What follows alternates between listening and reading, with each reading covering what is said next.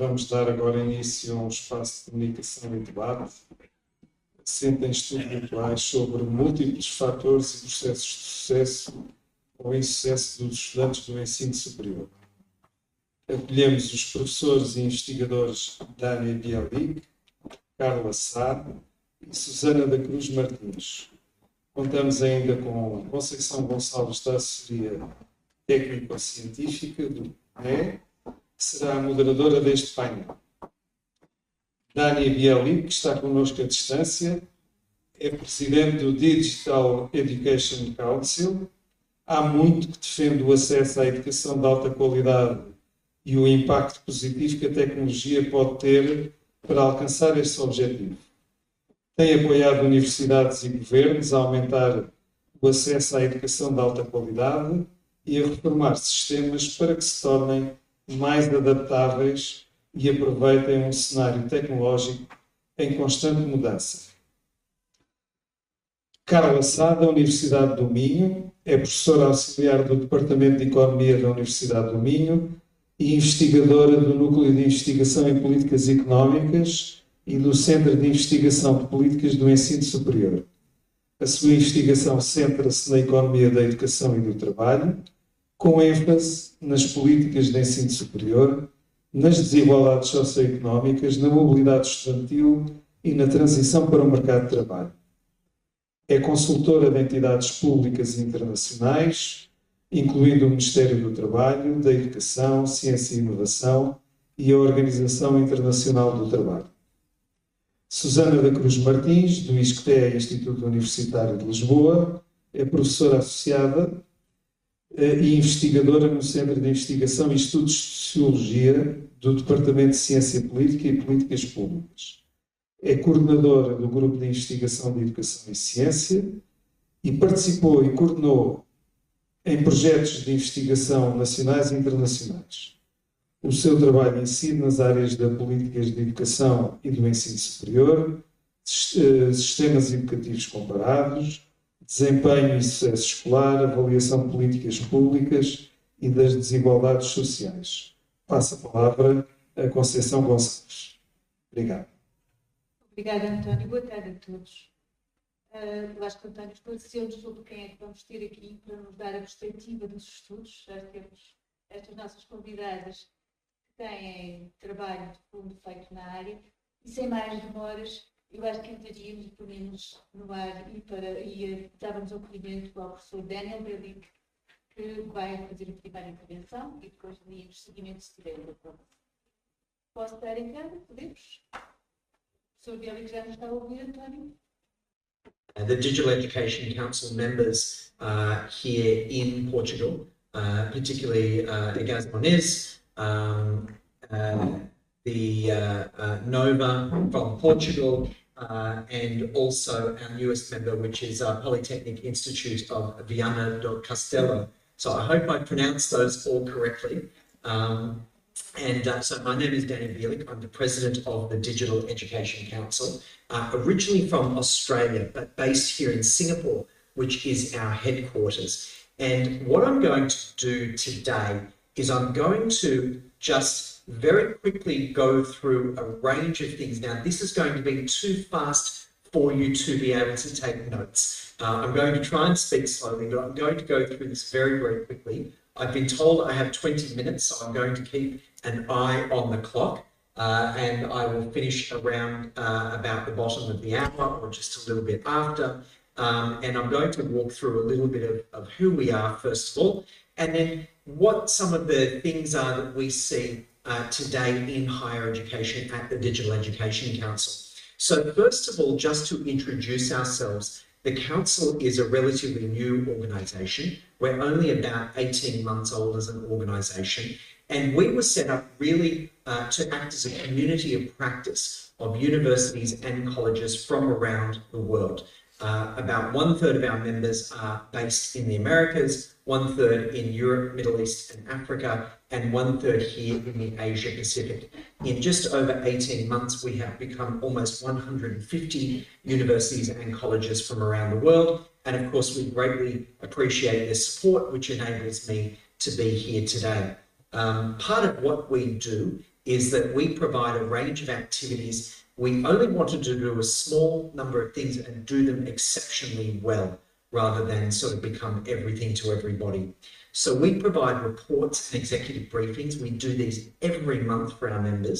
They're a deep dive into some of the big issues of the day. About 70% of our work at the moment is around AI, but we're certainly not exclusively about AI.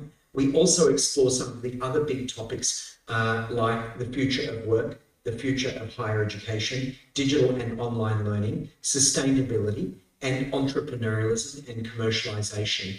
We also publish surveys and reports. Many of these are available for free on our website, and you can download them, many of which are the seminal reports of around AI. Shortly, we're about to publish 2 more surveys, one on sustainability in higher education and one on AI usage in Latin America that will be done together in both Spanish and Portuguese. We also host working groups, and our working groups are really designed to create the sort of output that you are going to see today. So if you want to get involved in shaping the work of what the council does, our working groups are a really great place to start. Right, so what do we mean by future readiness? Well, of course, we know that there's a lot going on in the world, but let's start our journey today talking about employment. So we talk about the future of work as if it is something that's going to happen in the distance, but actually this is already starting to happen today in the workplace. So we did a survey of employers around the world, and we asked them what AI actually means in their workplace today. So we asked a basic question: are people on your team using AI in their daily work? And 56% of employers report that this is actually their reality today. So, of course, a lot of people in the news will have you believe that AI is not really doing a lot, but we asked the employers, is it actually doing anything beneficial inside your business today? And nearly 1/3 said that AI is game-changing for them today in 2025. Imagine what this is going to look like in a year or 2 years or 3 years' time. Imagine what this means for our graduates. And actually, if you add together the 3 most popular parts of the ring, the donut there, you get to 86% say that it is broadly beneficial.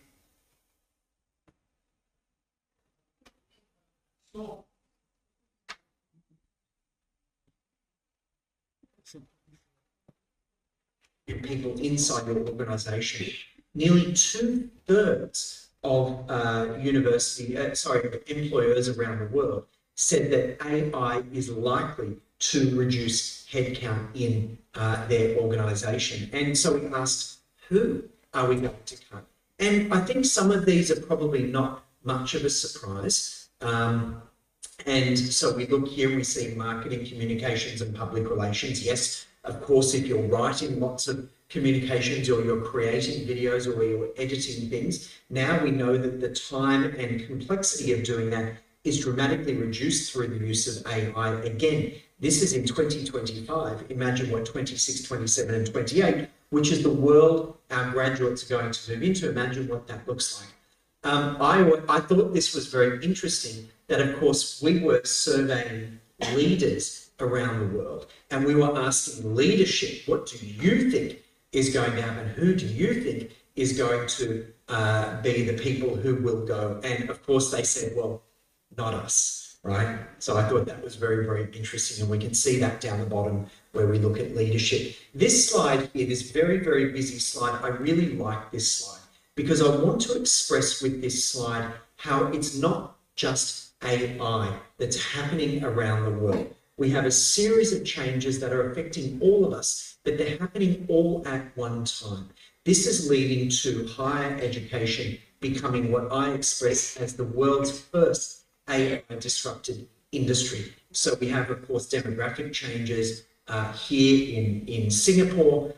We have a big demographic cliff where everyone's getting older and really we're not making any new babies. We have economic changes, of course, we all read the news. But the big shift into skills-based workforce, I think, is a mega trend that we need to be very conscious of as higher education providers. And I talk about rapid technological advancement, and you'll see I only mentioned AI once on this slide. We talk about rapid technological advancement because there are many things that are happening. You have autonomous vehicles, you have robotics, and you have quantum computing that's about to change our relationship with the physical world and with what it means to be able to do computation at scale.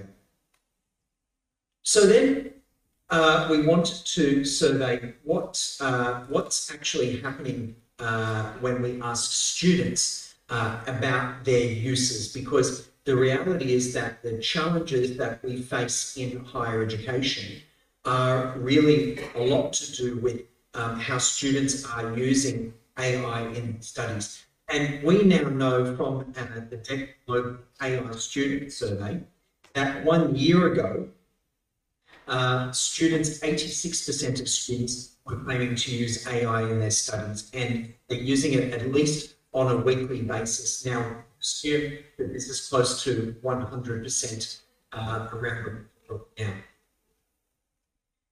And in fact, when we ask them what are they using it for, we can see here that predominantly they're using it to search for information. So again, this is a complete and substantial change in behaviour from the way that we might use AI in our day-to-day work to the way that students are actually using it in their lived experience. And also, you can see much lower amounts of use around checking grammar and summarising documents, which a year ago is what we thought a lot of them would be using it for. We also asked students, how ready do you feel for a world that heavily utilises AI? And we can see that nearly half of all students feel as if they are insufficiently prepared for a world of work that uses AI. So we said, well, where does that leave our institutions who are supposed to be helping prepare us for the world of work? Are our universities helping us to prepare for the world of work? And 8 out of 10 students said that their universities are not really helping integrate AI in a way that meets their expectations. So what would they like us to do about it? Students have basically said, almost 3/4 of students have said, will you please provide us with some kind of literacy training? But as important as they want themselves to be trained in AI literacy, they wish that you were also trained in AI literacy as well.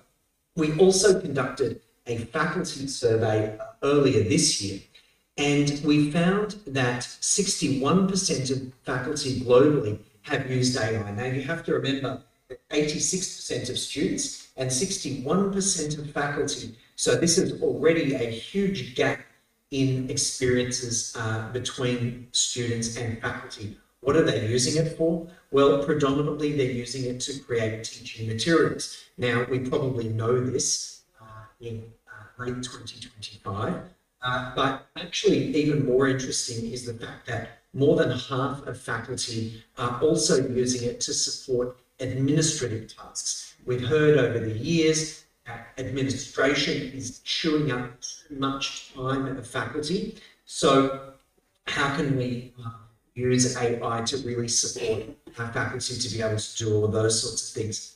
And we also ask faculty, is it positive, is it negative? And what's really interesting here is that more than half of faculty consider AI to be positive, but almost 1/3 were taking a bit of a wait and see approach here as well. We also asked whether faculty see AI as a challenge or an opportunity. And you can see almost 2/3 of faculty see AI broadly as an opportunity, but this is not even around the world. And this was really a bit of an eye-opener for us at the council, and we wonder how much politics has really played into this. I've had considerable discussions with our friends in the United States, and we think that a lot of this might be about politics. Interestingly, Latin America considers this very much to be an opportunity, and we think that there is an overall broadly positive attitude towards AI in general in Latin America that we see through other data that we find. We also know this one very well. Nearly 8 or more than 8 out of 10 faculty around the world worry students are becoming too reliant on AI. And we have an expression at the Digital Education Council called AI idiots, which sort of tries to express how people might ask a question of an AI tool and just accept the answer without critically evaluating the output. And this, of course, plays into the concerns, and possibly quite rightful concerns, that faculty have. What sort of resources would faculty like? So the same as students, they really want access to some great tools, and they want to be able to understand. So they want training on AI literacy and skills.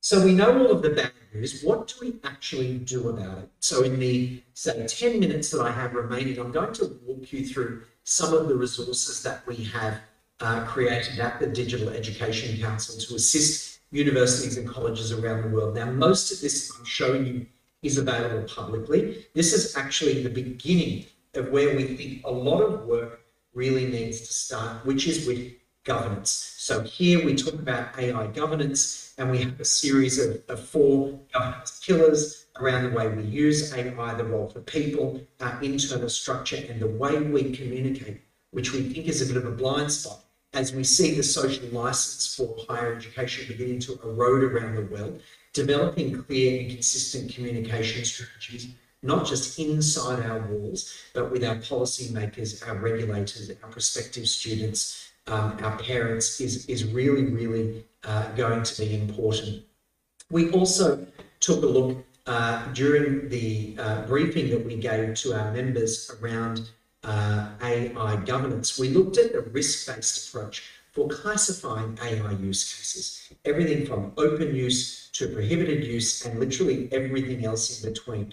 And we also wanted to think about, if we're just going to talk about risk, can we also think about the value that can be added and the positive impact on the student journey if we allow the use of AI, encourage its use, or even mandate the use of AI in student studies.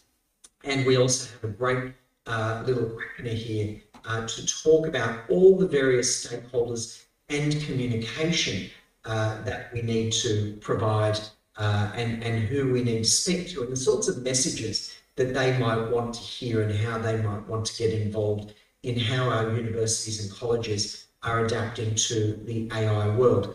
We also built something called the AI Readiness Framework. Now, this is freely downloadable from our website. This is also a tremendous place to start. When we published this document, we didn't realise that it was nearly going to break our website. In fact, we didn't produce this. This was produced by our working group. So our first working group, which was one on artificial intelligence, 27 of our university members from around the world collaborated, built this readiness framework as a way of, in a very structured way, being able to measure an institution's ability to deal with AI. And so the working group developed 4 key principles around how we build resilience, adaptability, transformation, and community inside our organisations. And these 10 different dimensions, so 10 different areas that we need to consider as we're thinking about how ready our institutions are for working with AI. So if at your institution you're only thinking about your strategy, well, you're only talking about 1/10 of some of the things that you need to consider. If you're talking about your teaching, learning, and assessment strategies, that's fantastic, but that's only 1 in 10 of these different dimensions. The report is available for download. It's very comprehensive. Each of the dimensions have a series of reference cards, and on each reference card, you can see what each of the levels mean and how you can practically measure them. We also have a very practical case study from one of our members and reflective prompts. I call these conversation starters. How do you start to have these conversations inside your organisation? and then very straightforward ways of going from level 1 to 2, 2 to 3, and 3 to 4. And again, these are available for download from our website. We also wanted to look at AI literacy. This is a huge area, and we know that this is a challenge for institutions around the world. So we've developed the Digital Education Council's AI literacy framework. We looked at over 30 different frameworks that already existed around the world, and we wanted to understand for ourselves, with all of these frameworks that were out there, why is nobody using them? So we have this very straightforward 5-dimension AI readiness framework that really approaches AI literacy in terms of the way that any human looks at anything new. So the way we understand what it is. So we ask some basic questions. How does it work? How do we evaluate its output? How do we use it ethically? How do we ensure humans remain at the center? And the 5th dimension receives a lot of attention. And this asks the question, how is AI literacy different for different people? And so this is really a way to respect that AI literacy means something different for your professor of dentistry, or your professor of architecture, or your professor of agriculture. We also want to express that we don't believe everybody needs to get to the top level in order to operate.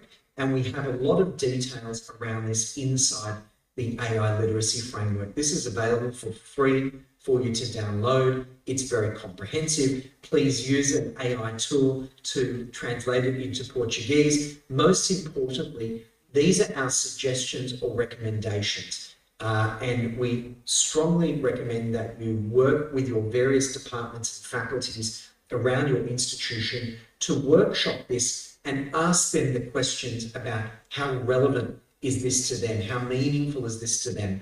And if it isn't relevant or it isn't meaningful, what changes should they make in order to make it relevant and meaningful? Because the process of doing this really helps get buy-in, particularly from faculty that are struggling to approach AI. So we can certainly help you think about how you can actually do this inside your organizations. So we have a lot of these sorts of tools. We've also done some work on AI literacy for students. Finally, before I go, and I'm going to use 3 more minutes to cover this, we did a report a few months ago on AI in assessment. Now, we know this is a big challenge for institutions around the world. And what we've done is that we took a look at what happens now because AI, or what is possible because of AI, and what must be adapted in our institutions because of AI. And we did this throughout the life cycle of a course. We have 3 different assessment types. So this is logical ways of categorizing these things. And we've also featured an article from one of our members, Professor Sean McMinn from HKUST in Hong Kong. And again, we've tried to categorize so we can think about all of these different use cases, talk about them, discuss them, and start to make decisions about appropriate uses inside our institutions. So again, there's a series of reference cards for each of those 14 different assessment types. We have a description, we have a step-by-step recipe book, real-world examples of how these have been used, and different types of learning outcomes and competencies, AI competencies that we think these are particularly good for. There's a whole range of these that are in there. This is again freely downloadable from our website. Everything that I have shown you today is in executive briefings that we have provided to our members. Of course, there is so much more that is available, but what I wanted to do today was just talk a little bit about what we see in the market, how students and faculty are thinking about these, and how institutions can begin to very practically respond to these things using free tools that the Council has provided. Just before I stop speaking, I would like to let you all know that the Council has also developed 2 courses in AI literacy. The first one is for university leadership, faculty and administrators. So there's 3 separate tracks. And we also built one for students. It's a 4-hour micro-credential that covers all of the basics. Both of these are designed to be deployed at scale, and we work together with our member institutions to build these. We have over 50 universities that are in the process of deploying these, and we're expecting hundreds of thousands of people to do our courses over the next 12 months. This entire presentation is going to be available for you to take away. Maria from the council is going to provide that to you. If you want to connect with me, this is my LinkedIn, but I would like to thank the council for inviting me here today, and I'm happy to take questions. Thank you very much.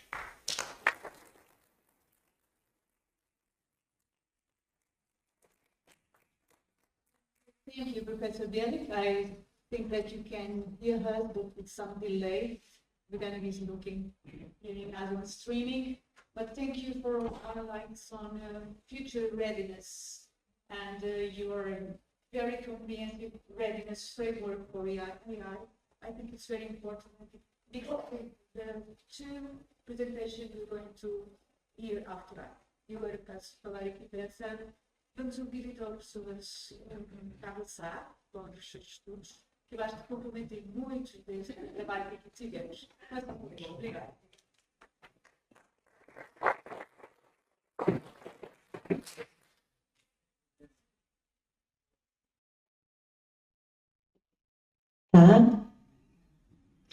Boa tarde a todos.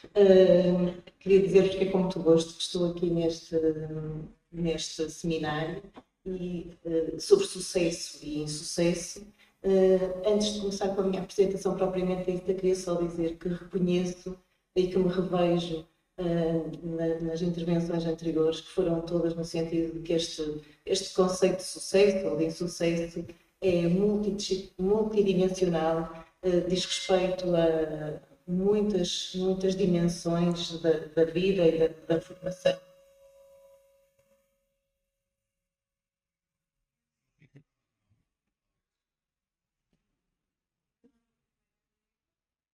E agora já não faz. Não. Estava a dizer então que este conceito de... Se eu falar aqui, se calhar eu posso falar sem microfone, não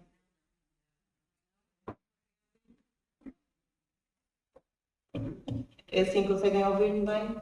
Pronto, deve ser a posição.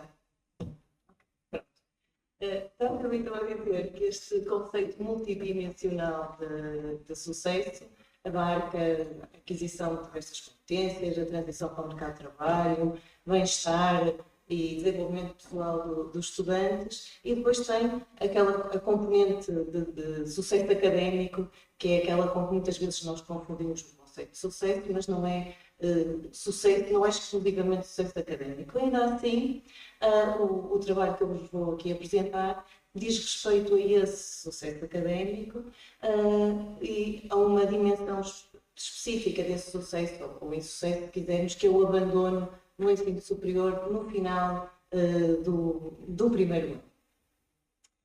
É um trabalho que foi desenvolvido por uma equipa relativamente alargada, multidisciplinar e multi-institucional, e também está inserido num projeto mais vasto. Ora bem, então, começando por vos explicar porque é que nos pareceu tão interessante assim, estudar esta questão do abandono no final do primeiro ano. Então, quando nós falamos de abandono, falamos de algo, falamos de uma decisão que tem impacto na vida dos indivíduos, que tem impacto na vida individual.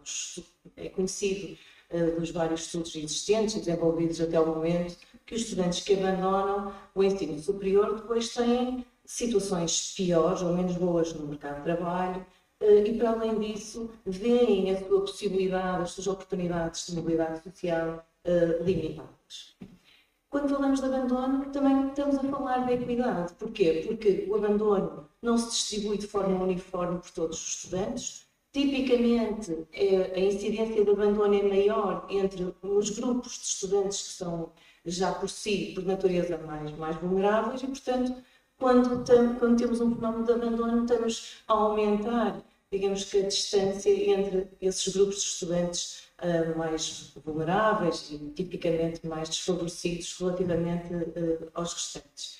E depois o abandono também é importante porque se nós estudarmos o abandono e percebermos que fatores é que não são aqueles que implicam mais abandono, mas também aqueles que protegem de alguma forma ou podem proteger de alguma forma os estudantes do abandono, podemos dessa forma informar o desenho de políticas públicas de forma a que tenhamos intervenções mais dirigidas e mais eficazes.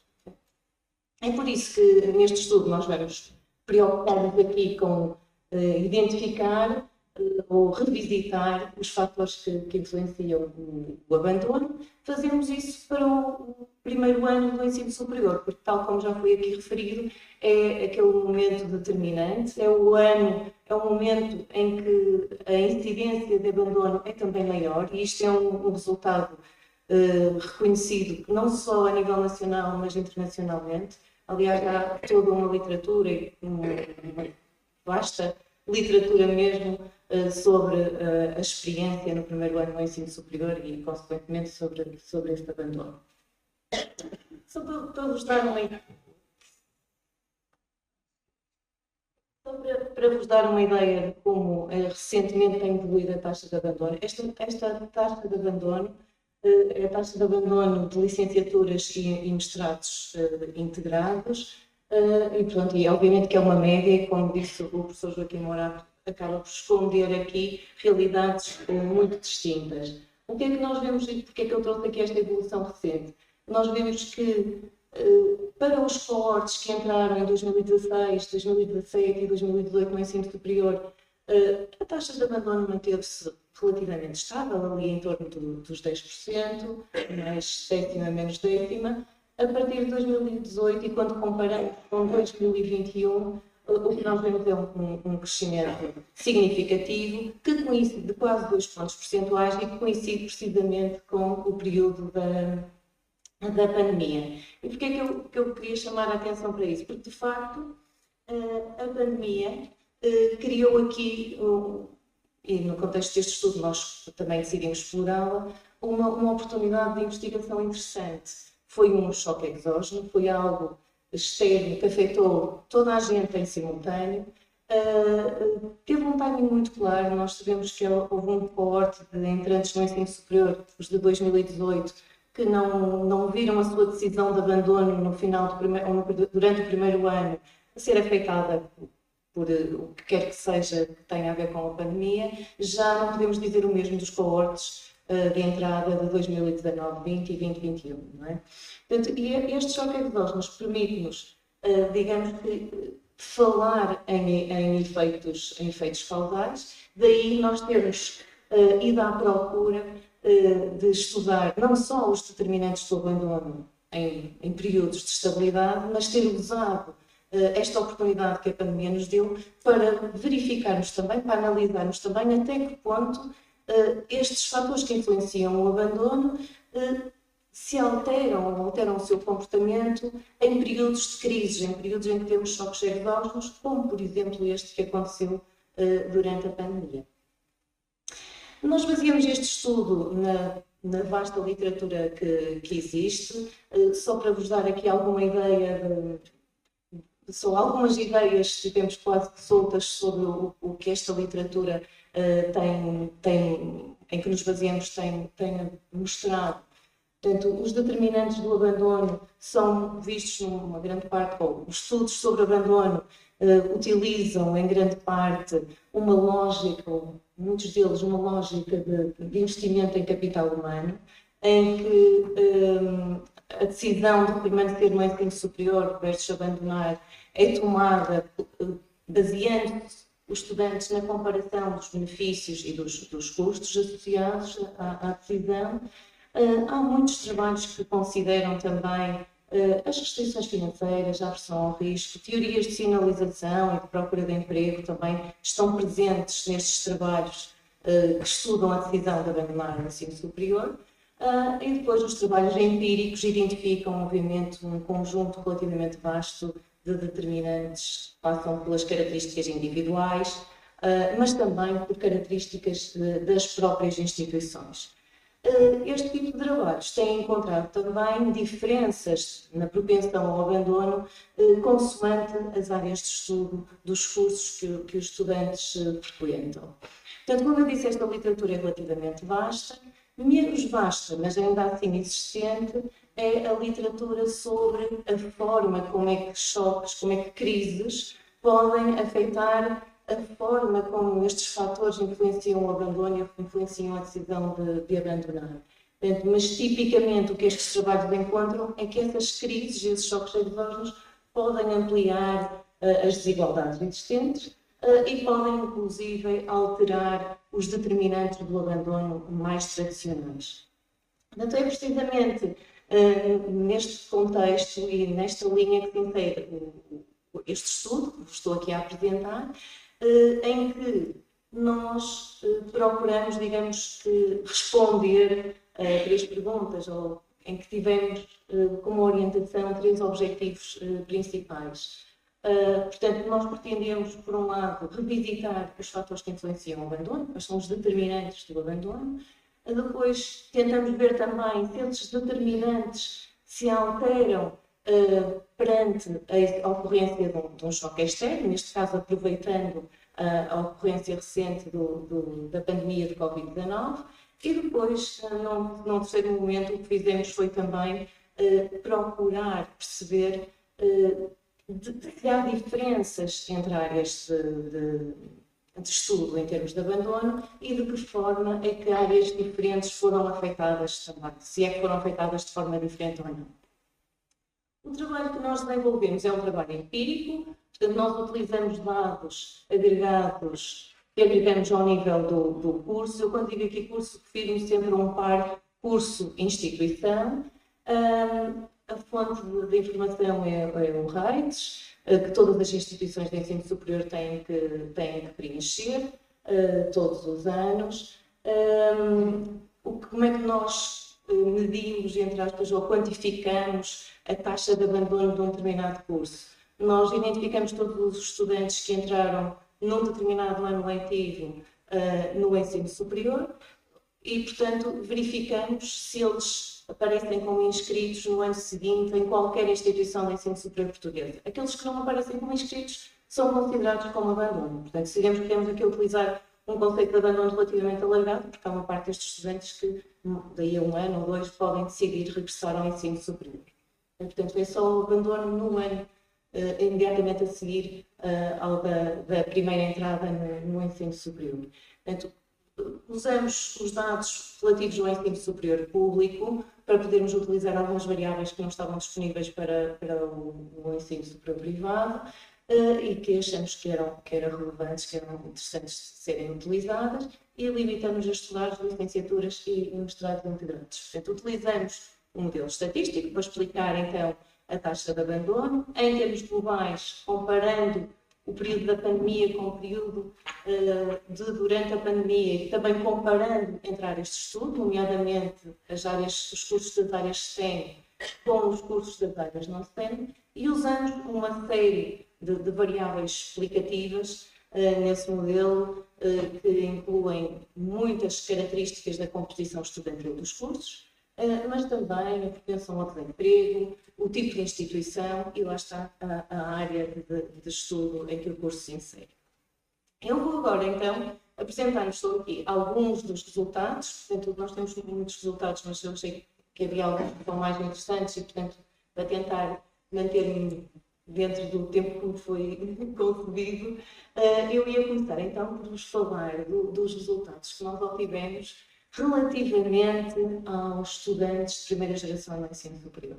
Portanto, aquilo que os nossos resultados mostraram e vieram precisamente confirmar aquilo que a literatura para outros países e também algumas coisas para Portugal já têm vindo a dizer, é que os cursos que têm uma maior percentagem de estudantes que são os primeiros nas suas famílias a ir para o ensino superior são também os cursos que apresentam maiores taxas de abandono.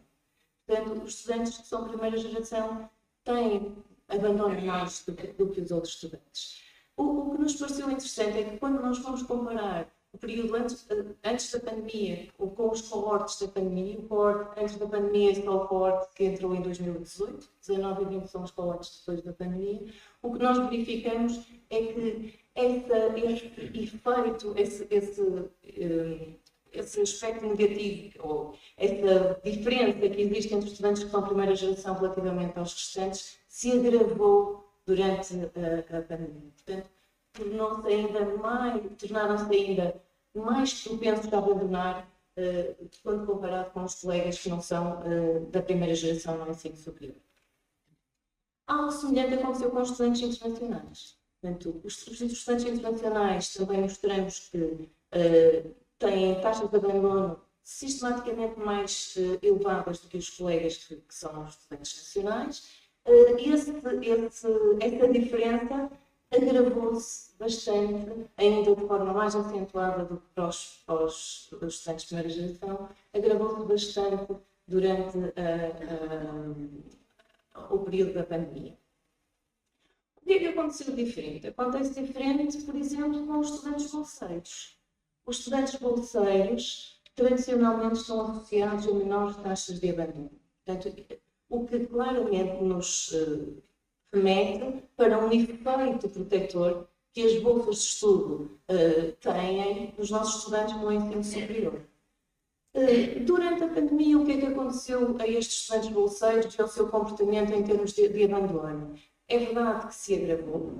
Também os estudantes bolseiros passaram a abandonar mais do que abandonavam antes, mas ainda assim menos do que os restantes colegas, os colegas não bolseiros. Ou seja, a pandemia manteve o seu efeito protetor do abandono, mas enfraqueceu, digamos que esse efeito enfraqueceu.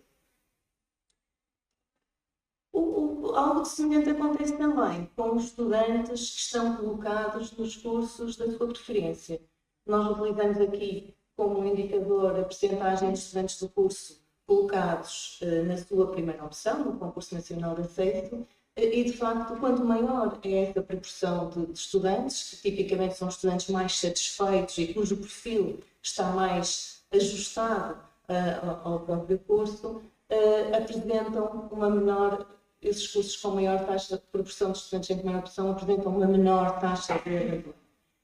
Durante a pandemia, também esse grupo de estudantes abandonou mais, mas ainda assim menos do que aqueles que não tinham sido colocados, não estavam matriculados no curso da sua primeira opção. Um resultado que também me pareceu particularmente interessante, até porque também é um grupo de estudantes que deve merecer a nossa atenção em termos de abandono, são os resultados que nós obtivemos relativamente aos trabalhadores estudantes. Portanto, já sabemos e nós confirmamos neste estudo que os trabalhadores estudantes têm taxas de abandono mais elevadas do que os outros grupos de estudantes. O que aconteceu durante a pandemia é que esta vulnerabilidade estrutural, de alguma forma, foi atenuada. O que aconteceu foi que eles continuaram a ter taxas de abandono mais elevadas, mas muito mais baixas do que as que tinham antes da pandemia. Isto é possível que tenha a ver com uma confluência de fatores. Alguns fatores que nos ocorre apresentar aqui, ou algumas justificações que nos ocorre apresentar aqui, têm a ver, por exemplo, com o facto, com a flexibilidade introduzida temporariamente durante a pandemia, com a passagem para ensino remoto, mas também a própria situação profissional destes trabalhadores estudantes pode ser alterada, que aconteceu em muitos casos, e portanto ficaram com mais disponibilidade para ter mais tempo para dedicar à sua educação superior. Só para terminar, em termos de resultados, eu tinha prometido que ia falar também um pouco da diferença entre este estudo. Portanto, nós comparamos aquilo que aconteceu com os cursos nas áreas das ciências, tecnologia, engenharia e matemática e com os cursos que não são dessas áreas. De facto, os cursos das áreas de STEM têm tipicamente, em média, muito mais taxas de abandono muito mais elevadas do que os cursos restantes. O que é que aconteceu perante este choque externo que foi a pandemia? É que a taxa de abandono aumentou nos cursos de todas as áreas, ponto, mas Se nós olharmos para aquele gráfico, vemos que os cursos de áreas STEM aumentou muito mais. Os cursos de áreas STEM aumentaram muito a sua diferença relativamente aos cursos de áreas não STEM.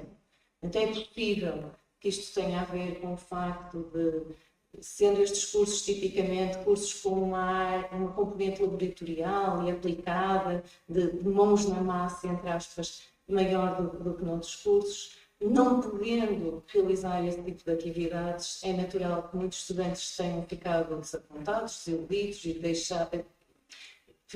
portanto, por essa razão ter abandonado.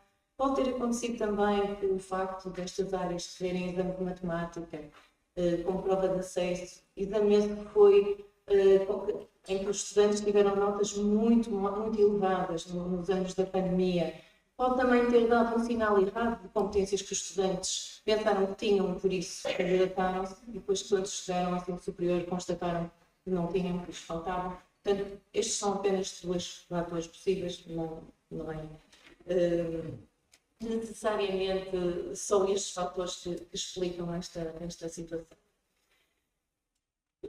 Resumindo um pouco, o que nós encontramos aqui foi que havia algumas desigualdades que já pré-existiam à pandemia, mas a pandemia de alguma forma, ou este choque exógeno, porque eu estou convencida que isto se aplica a outros choques exógenos, não só à pandemia, amplificou estas desigualdades e, portanto, acabou por revelar que os apoios que existem podem ser relativamente limitados. Só para terminar mesmo, o que é que eu vos queria dizer? Quero dizer que nós, no estudo, aproveitamos também para, a partir destes resultados, fazer algumas recomendações. Eu tenho aqui dois exemplos, eu deixo aqui dois exemplos de ações concretas que decorrem um pouco dos nossos resultados e que, de alguma forma, têm estado nas discussões públicas, nas discussões no interior das instituições e, portanto, pareceu-me interessante trazê-las aqui também.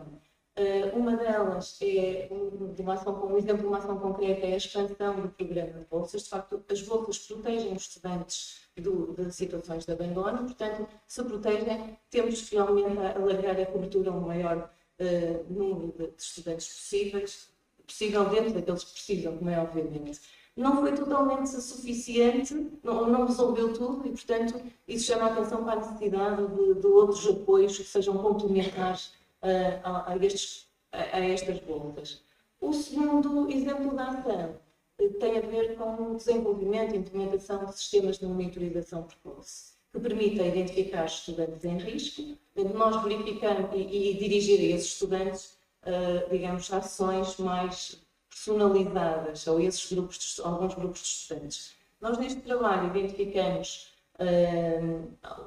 alguns grupos que devem merecer a nossa atenção, que devem merecer a atenção das instituições de ensino superior, em termos de abandono, as primeiras gerações do ensino superior, os estudantes internacionais, os trabalhadores estudantes, e, portanto, digamos que estes sistemas de monitorização devem, digamos, terem atenção, julgamos nós, alguns destes nossos resultados.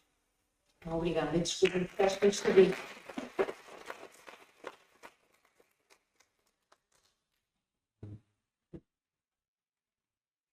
Obrigada, professora Carla Sá. Eu acho que nos trouxe aqui claramente, trouxe à sala a noção de que é importante olhar para cada estudante como um caso, em cada situação é diferente. No fundo, essa diferenciação que fez pelo tipo de estudantes, pelo tipo de problemas que eles trazem, que estão fazendo ao seu abandono, é um ponto já que foi levantado para as pessoas forte definitivamente. Sem menores, e dizer que ficámos aqui com isto em ambiente, não é? Temos encontrado algumas falas. E daí, por algum momento, pensar que é importante os sistemas manterem uma resiliência para este choque. E a pandemia teve este choque sobre a natureza, temos neste momento guerra em curso na Europa e temos vários potencial por alguns choques jogos que têm a atingir a sociedade, como aconteceu aqui. Sem embora, que acho que estou solicitar os senhores pedir, portanto, agora a perspectiva também tem que ser comparada.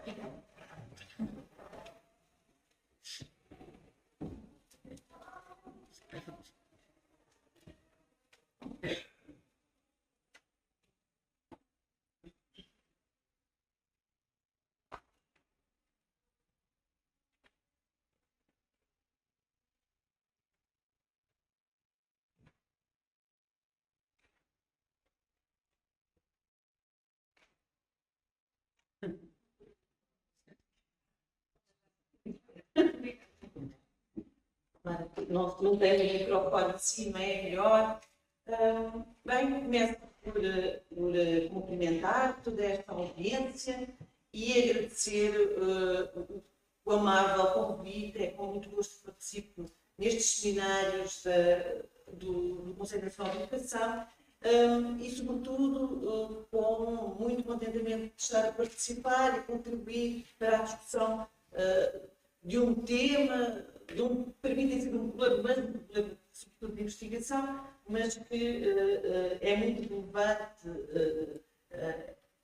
sob vários aspectos. De facto, eu vou olhar do ponto de vista dos estudantes do ensino superior e também das próprias condições de recursos, dos seus contextos de experiências e também do ponto de vista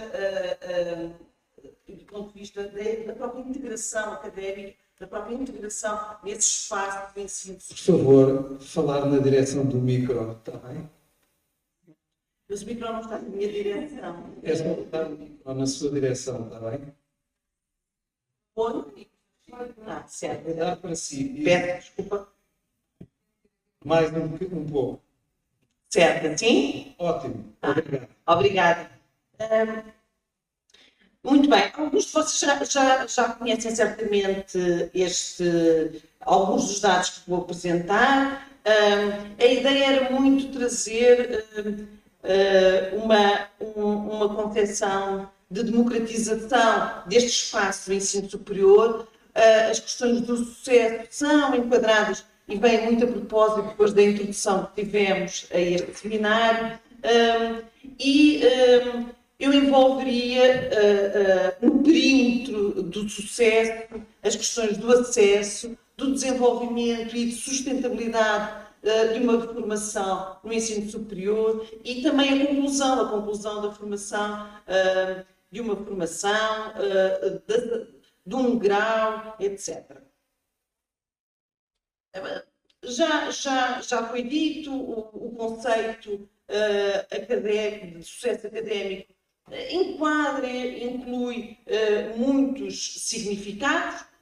Este conceito consiste numa larguíssima e vasta possibilidade de tratamento, de articulações dimensionais, etc. E também de um conjunto de indicadores diversificados que nos dão conta daquilo que queremos dizer com sucesso educativo. Começava então pelo acesso. O acesso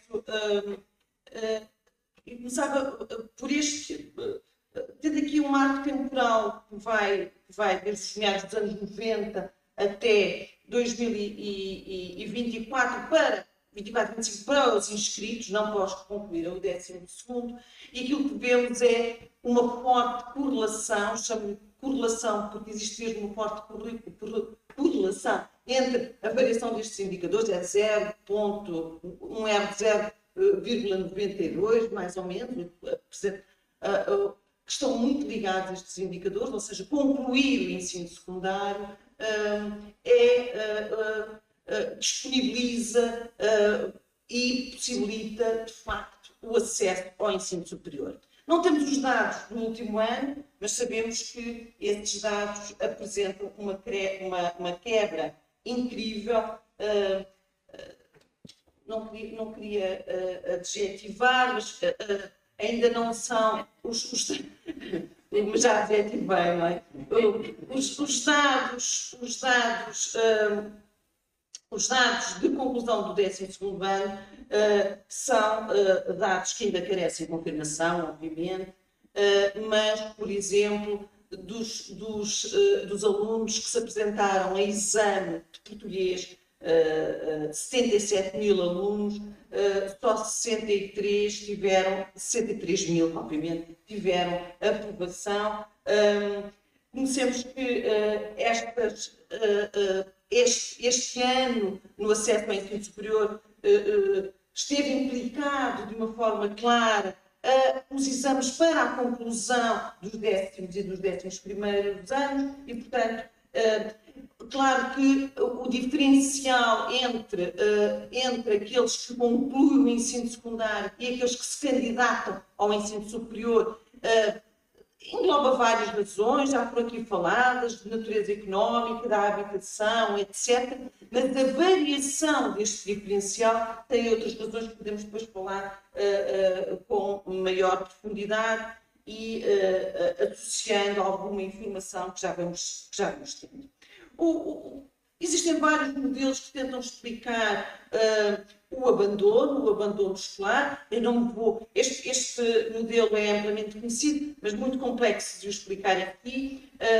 Dizer que contam não só as características e aquilo que são a escolarização prévia e os contextos familiares, mas também as questões da integração no espaço, na integração social e na integração académica. Eu fiz um esquema, desculpem, é muito simplifica muito, mas é o esquema que permite ser coberto pelas variáveis que vos trago. E, portanto, desse ponto de vista, dá conta daquilo que permite aqui considerar, dizendo de outra forma. Bem, isto são dados da OCDE da última publicação do Education at a Glance de 2025, e aquilo que temos é que Portugal está ligeiramente abaixo da média dos países da OCDE. Houve um grande alarde na comunicação social sobre as baixíssimas taxas de conclusão de Portugal. Eu acho que vale a pena considerar também as possibilidades de conclusão dos estudantes um ano depois ou até 3 anos depois. Eu enquadro essas possibilidades como situações de sucesso e não situações de insucesso. Arrisco-me talvez a aparecer menos na televisão, mas dar conta que esta distribuição ainda assim permite dar conta que os percursos dos estudantes não são lineares, se entrecruzam e articulam com outras dimensões da vida. Há um projeto de investigação já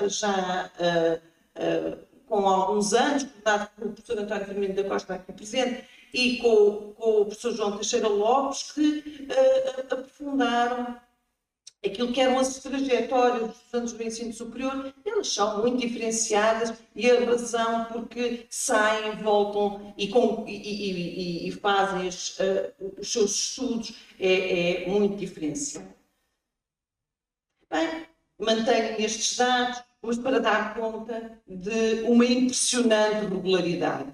É que as mulheres apresentam taxas de conclusão, quer no tempo teórico da formação, no tempo curricular, quer nas taxas de conclusão mais tardias. E apresentam nestes vários parâmetros e em todos os países.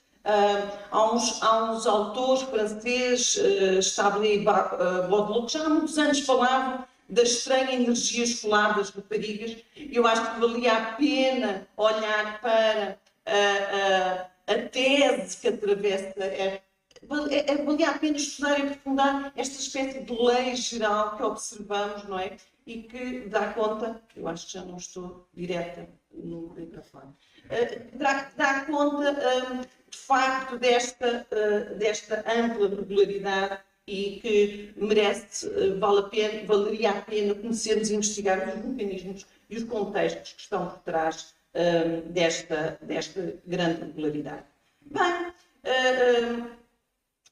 estes são 2 indicadores que, a propósito do projeto Eurostudent, que no ISCTE temos trabalhado a vertente nacional de Portugal, o colega Rosário Maurito também tem participado comigo nestes projetos nos últimos anos, e estes são 2 indicadores muito relevantes, um que dá conta das intenções de abandonar o ensino superior, outro dá conta de um certo sentimento, que é uma das perguntas, de não pertença. Uma espécie de proxy para a dimensão de não integração no ensino superior. O indicador é colocado na negativa, não gosto muito, mas inverter aqui pode ser arriscado. E há uma grande relação entre a dificuldade de integração e as intenções de abandono escolar. As exceções são Portugal e Espanha. E Portugal e Espanha, pelo menos no caso de Portugal, aquilo que verificamos de facto é que os estudantes, depois da pandemia, têm vindo a dar conta de grandes dificuldades, ou de maiores dificuldades, nessa integração. E por várias razões, algumas delas já foram aqui ditas, é um conjunto vasto de preocupações. A pandemia, de facto, foi um episódio disruptivo e com grandes consequências e marcas naquilo que é o contexto social e relacional no ensino superior. O meu palpite, que não chega a ser uma tese, não é? É que em breve aqueles dois indicadores ficam para Portugal e Espanha muito relacionados, a não ser que haja políticas públicas que consigam inverter estes parâmetros.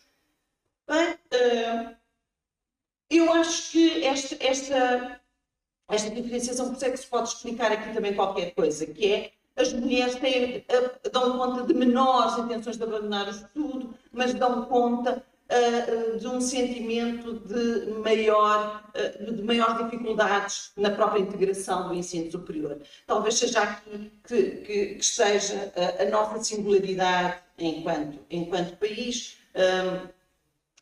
Por outro lado, o que temos aqui é uma possibilidade de considerar a diversificação dos públicos do ensino superior. Claro que estes dados não são estritamente comparáveis com alguns dos que já falámos aqui, até pelo Sr. Diretor-Geral nos trazia a dificuldade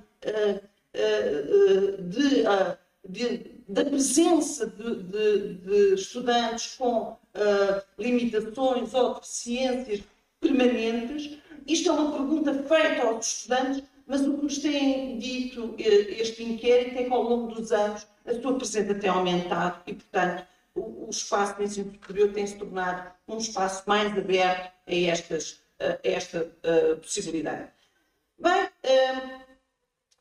aqui temos aqueles, desculpem a categoria, pouco ou nada abastados. Não gosto nada de abastados, devia ter utilizado a inteligência artificial para uma melhor tradução, mas aquilo que temos é, de facto, que as condições, a forma como os estudantes reportam as condições sociais dos pais, os estudantes com fortes intenções de abandonar o ensino superior apresentam valores muito mais altos quando temos em conta este segmento, os estudantes com pais com piores condições socioeconómicas.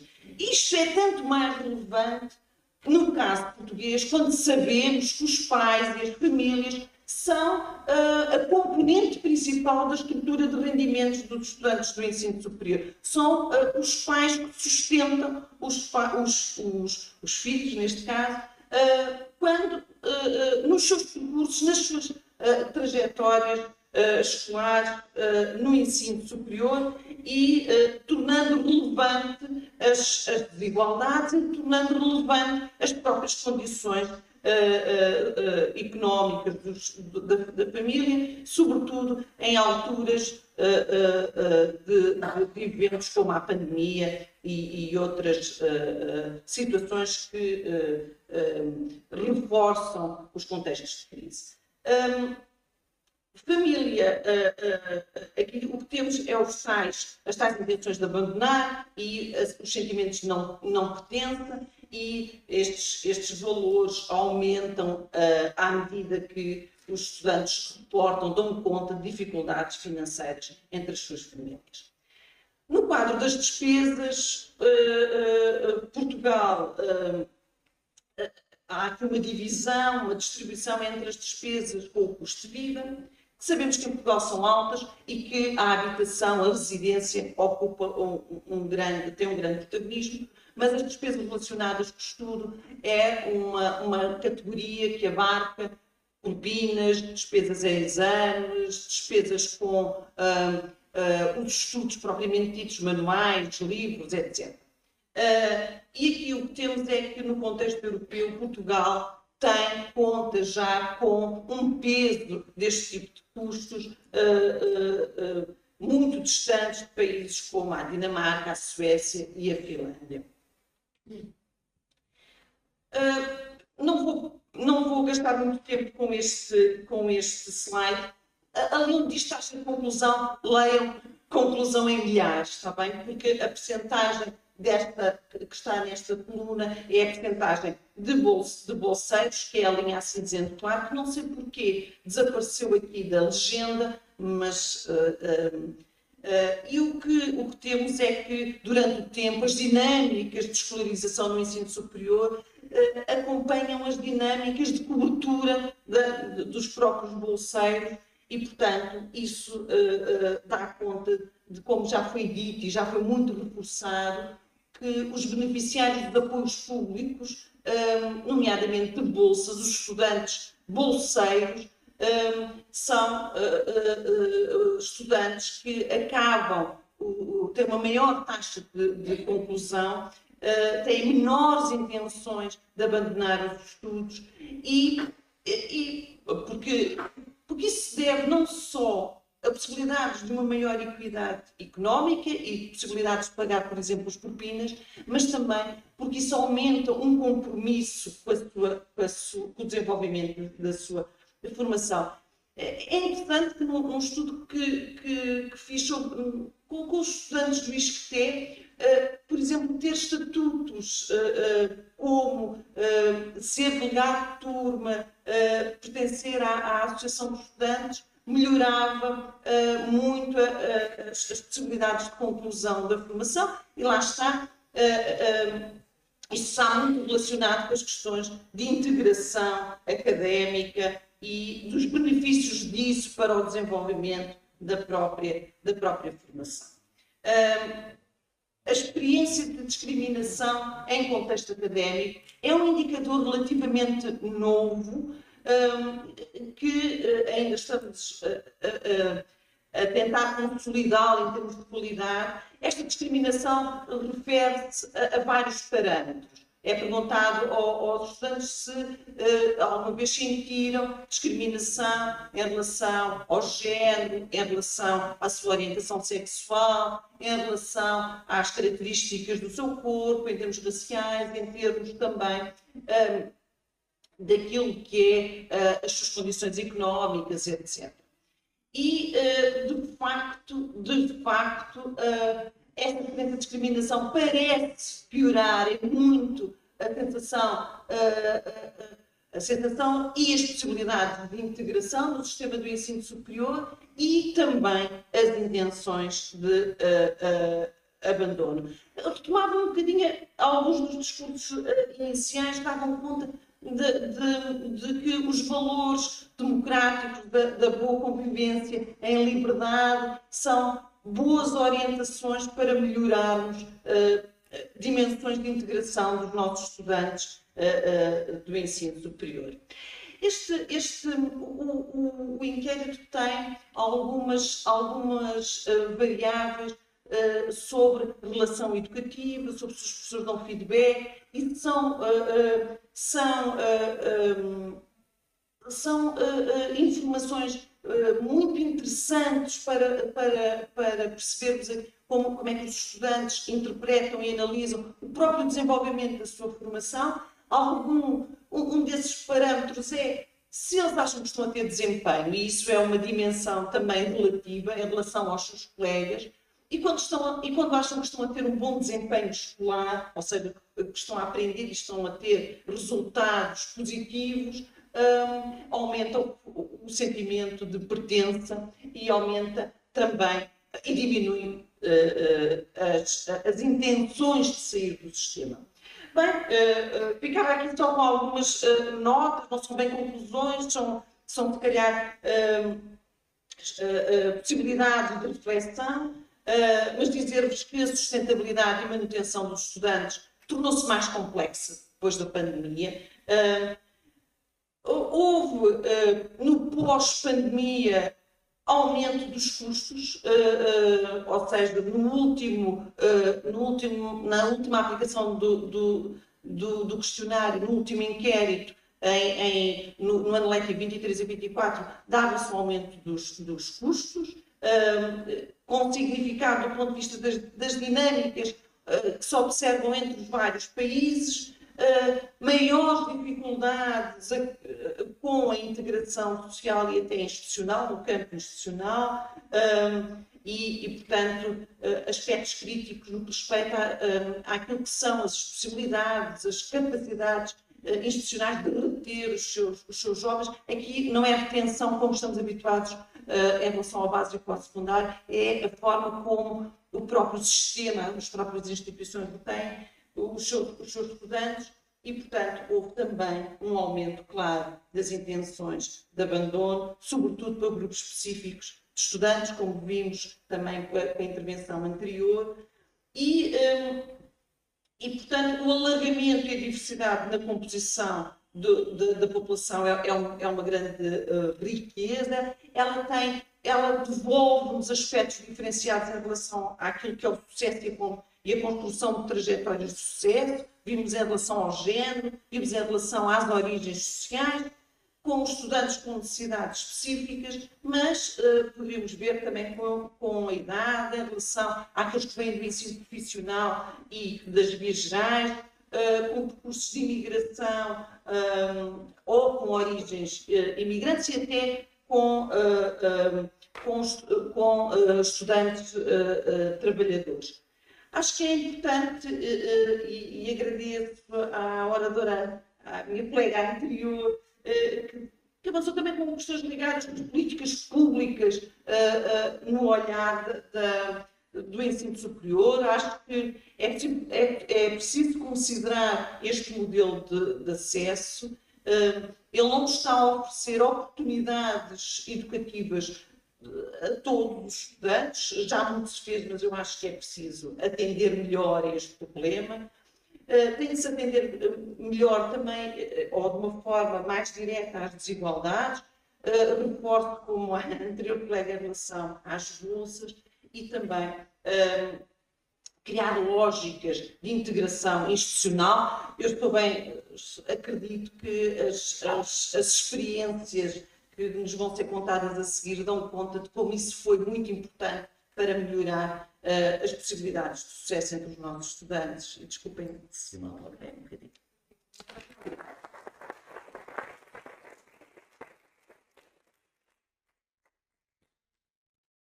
Obrigada, professora Susana Martins. Eu acho que estava aqui direito, estava a ouvir as pessoas. Muito mais, sim. Está audível na sala agora, eu estava um bocadinho longe. Desculpa, obrigada. Por um lado, dá-nos esta noção de que há condições e contextos prévios. Os estudantes não chegam definitivamente ao ensino superior como folhas em branco, não é? E tem sido uma continuidade elevada ao longo destas intervenções.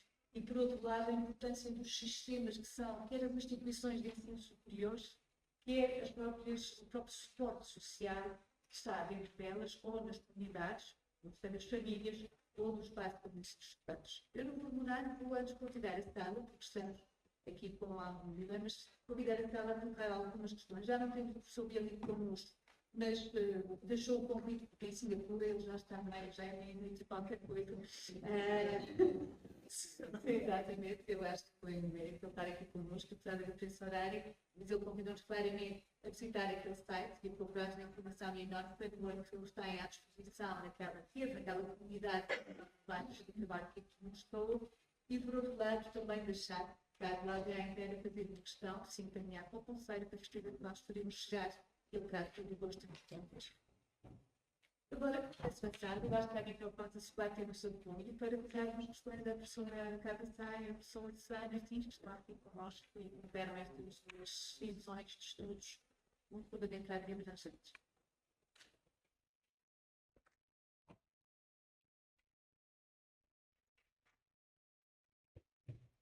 Obrigada pelas duas apresentações. Eu gostava de colocar duas questões. Uma era, o primeiro estudo eu vi que era do ensino superior, mas público, e se acha que seria importante compararmos o ensino superior público e privado e haver um estudo em que obtemos resultados de todos os estudantes. E depois, relativamente ao segundo estudo apresentado, a maior parte dos estudantes escolhia em primeira opção o curso que queria, mas tinha uma sensação de não pertença. Isso fez-me alguma confusão. Em particular, se calhar, este estudo teve também um estudo qualitativo a acompanhar essas questões para se perceber melhor porque é que essa sensação de não pertença existia e o que é que poderiam ser as causas, não é? Porque nós, enquanto professores, acho que é muito importante percebermos como é que a nossa universidade não vai ao encontro daquilo que os estudantes esperam ou o que é que está ali a faltar entre o secundário e a universidade. Muito obrigada. Eu se calhar dizia assim, colhia mais uma ou duas questões da sala para depois a professora Carla Caio e a Susana Batista responderem para mim. Obrigado. Boa tarde. Muito obrigado pelas vossas apresentações. Muito rapidamente, será que contemplaram algum tipo de variável, não, mas alguma variável sobre qual é o tipo de curso que tem uma incidência maior de abandono e também se há algum fator em relação à própria forma como é desenvolvida a pedagogia dentro da universidade que possa influenciar a maior ou menor permanência de estudantes. É só isso. Obrigado. Boa tarde, Ângela Lemos, Presidente do Politécnico. Estou aqui. Duas notas. Eu fico muito com esta última questão. Perceber se em algum dos estudos também foi analisado que tipo de metodologias são utilizadas no ensino superior e se está associado ou não ao maior ou ao menor abandono. E a outra questão, penso que não passou, eu fui tentando fazer 2 em 1, porque fui responder aqui a alguns e-mails que tinha, não vi abordado, se tiver sido, peço desculpa pela questão, não vi abordado a questão de género, nomeadamente nas áreas STEM, como vocês não vi abordado. E a minha pergunta é se abordaram e não foi ainda estudado ou se não têm esses dados.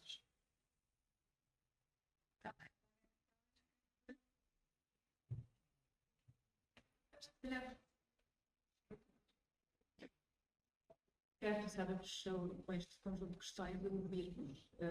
Façam por favor, eu não estarei de volta.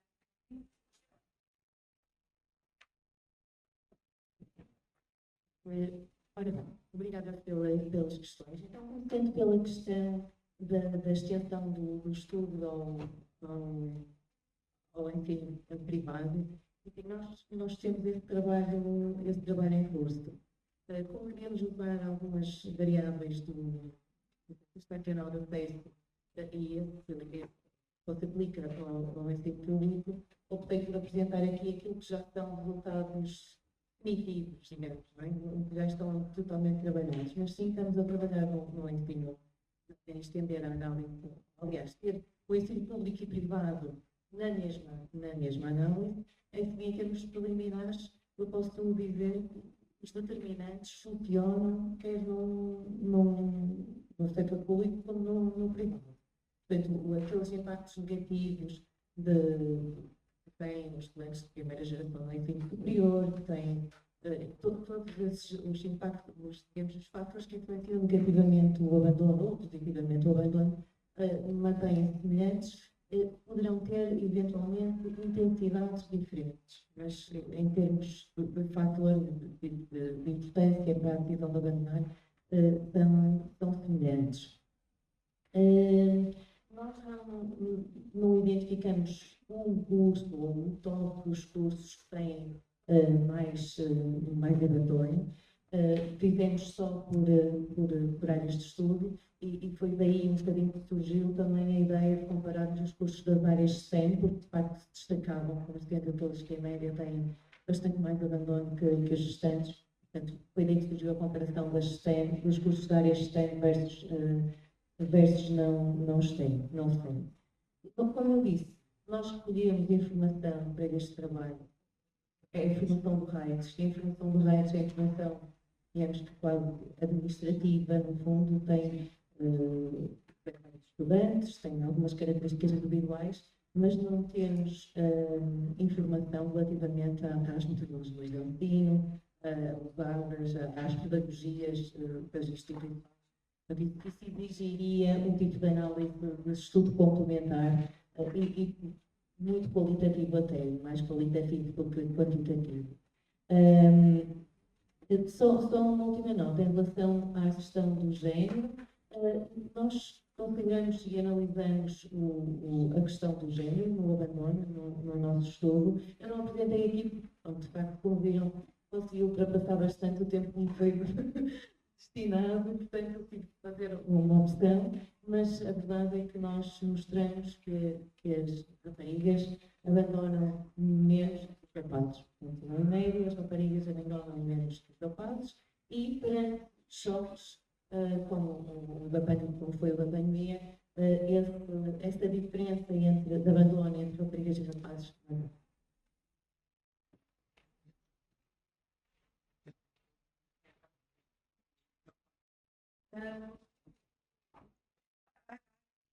Algumas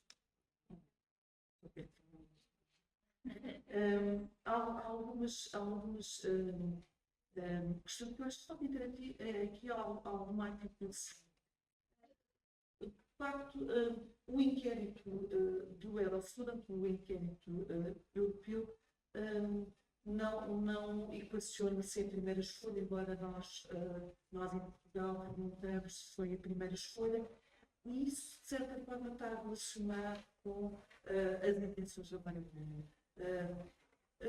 Contudo, num trabalho mais específico localizado no ISCTE, percebemos que, por exemplo, um dos fatores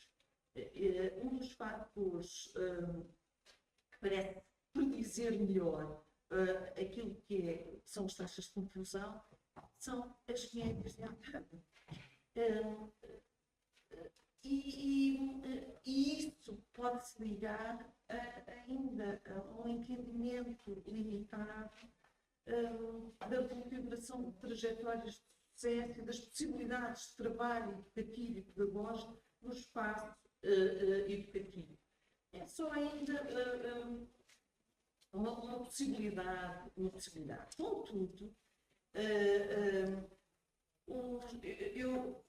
o inquérito do Eurostudent tem já um grupo de questões sobre a relação educativa, ou seja, a relação educativa e pedagógica, e tem dois ou três parâmetros que eu acho que são importantes. É se eu tenho espaço no quadro da minha formação para me fazer ouvir, no sentido de colocar questões, entrar em diálogo com os colegas e com os docentes. O outro é, eu sei exatamente o que esperam de mim, do ponto de vista daquilo que é o desempenho. O outro é ainda, eu tenho retorno, tenho feedback daquilo que é o desenvolvimento da minha formação e de como é que as coisas estão aí.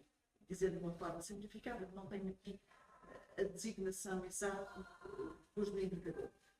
E desse ponto de vista, Portugal situa-se bem.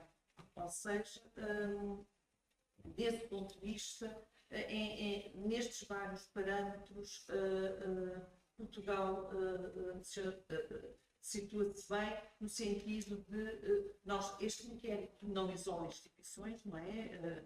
Trata os estudantes são uma unidade de análise, não é das instituições, mas no geral isso é uma verificação Uma outra questão, as questões de género. Eu não falei aqui das áreas científicas.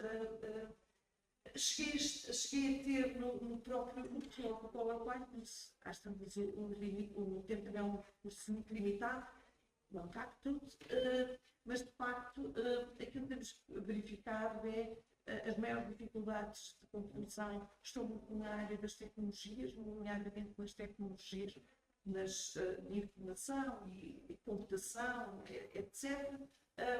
Também há algumas dificuldades relacionadas com os cursos de gestão, mas talvez aí se fundem vários fatores. O apelo do mercado de trabalho, muitas das vezes desviou os alunos, muitas vezes antes de acabar a própria formação ao seu grau, começam a ter relações com o mercado de trabalho um pouco mais intensas, sempre difícil a conciliação, muitas vezes retomam a seguir.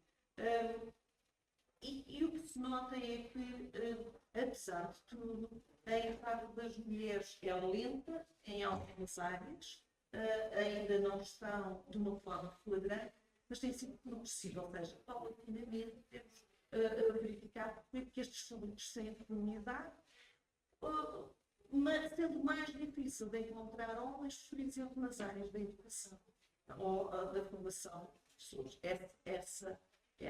Esse campo tem sido sobretudo ocupado por mulheres. Agora, não sei se distinguir aqui no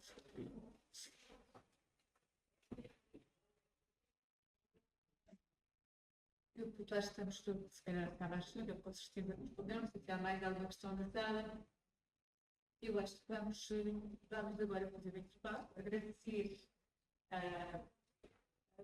quer a doutora Câmara da Terra, a doutora Matilde, por poderem também as intervenções que aqui nos trouxeram, que certamente deixam aqui algumas sugestões que podem ser usadas, quer por decisores políticos, quer por quem está a cuidar das instituições de ensino superiores, a serem de um estudo às que assim vai ser. Muito obrigada às duas.